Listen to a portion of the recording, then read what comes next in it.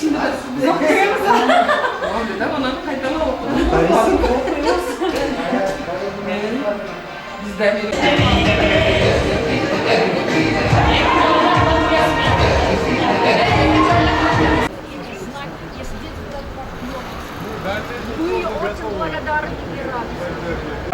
Еще Сюзанна Клин, директор Cypherworld.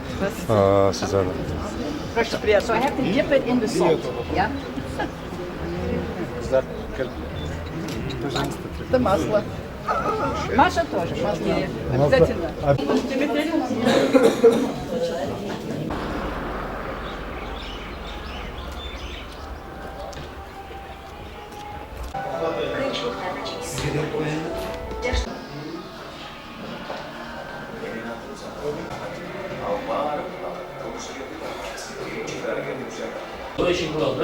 Шундай. Цирка там на что-то, поймешь? Söğütke tartası. Meni tartasın ortadan.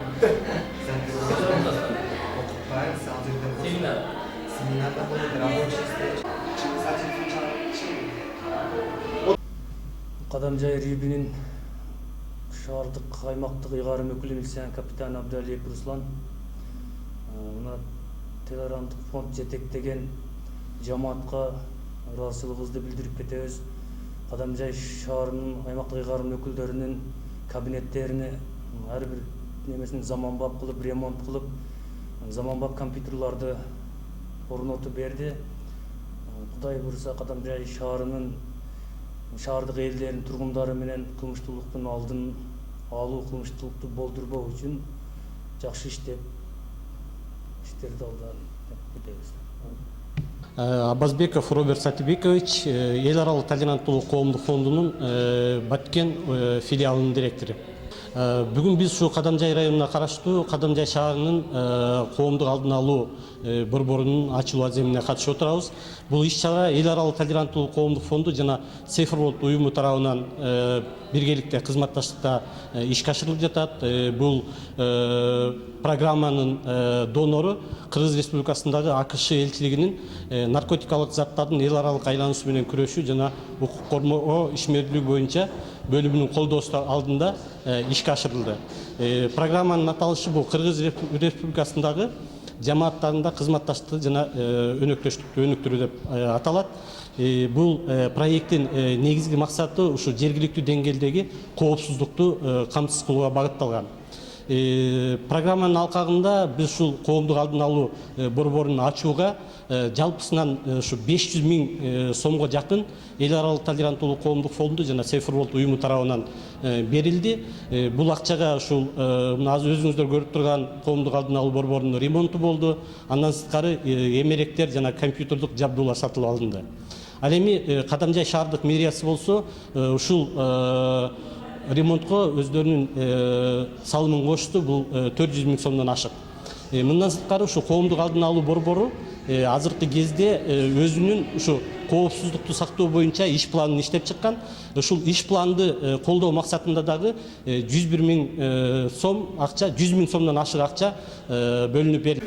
Кыргызской республики. Из Бишкека передали именно Роберту. Вы вручаете.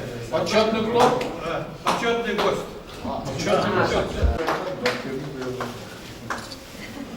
Жолдан кийингisi отличникті да беріңіздер. Отличник бергенбіз.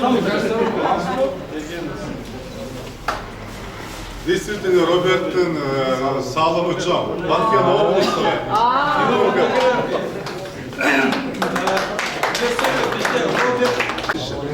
И каждому из них выделили по отдельности комнаты. Пойдемте посмотрим. Уже месяц. Мы хотели через месяц там все как закончим, а просто поторопились и открыли. Но я вас еще раз, пользуясь моментом, мы вас приглашаем на открытие этого целого здания. О, они такие прекрасные женщины.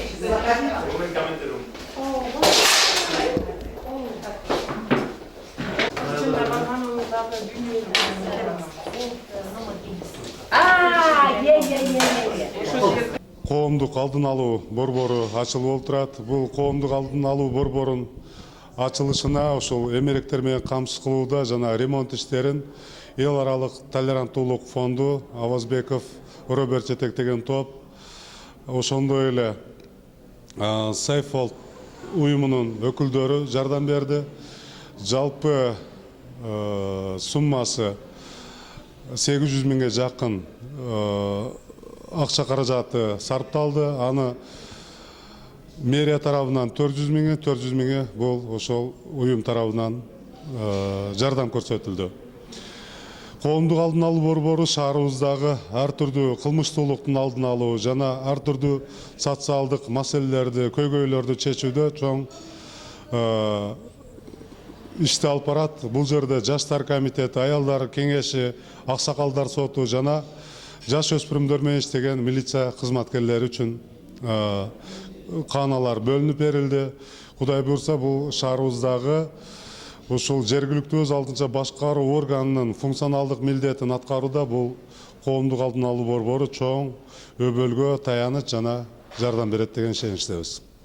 Бүгүн Баткен областынын Кадамжай районунун Кадамжай шаарчасында Кадамжай шаарынын мэриясынын имаратынын ичинде коомдук алдын алуу борбору ачылып жатат. Бул коомдук алдын алуу борборунун ачылуусуна эл аралык толеранттуулук коому, Америка Кошмо Штаттарынын элчилиги жана Сейфорд компанияларынын өнөктөштүгүнүн натыйжасында ачылып жатат.